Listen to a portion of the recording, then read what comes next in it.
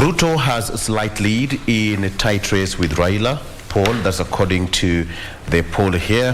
Ruto has a slight lead in tight race with Raila. According to the poll, Ruto has edged into a slight lead with 43.3% compared to Raila's 42.4%. Now, presidential election, it says that Kalonzo Musyoka may be the kingmaker with 4%.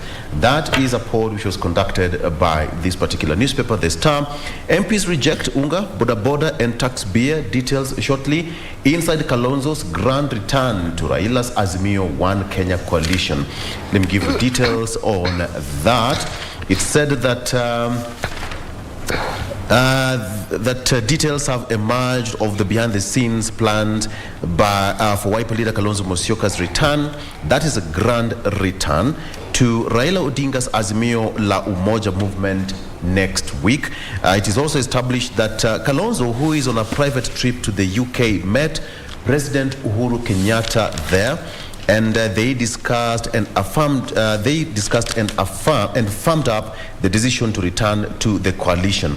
Now, Uhuru, who is the chairperson of the Azimio's council, has repeatedly been leading the delicate talks to persuade the Wiper leader to support Raila under the coalition.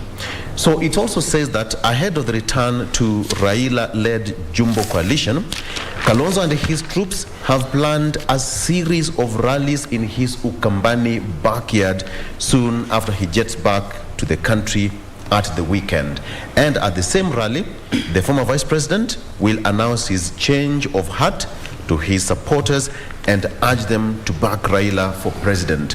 That is according to Makueni MP Dan Manzo, who is a close ally to the former vice president, that is Kalonzo Musyoka, who also revealed that Raila has also been invited to the rallies that will take place in Kitui, Machakos, and Makueni. Interesting times ahead.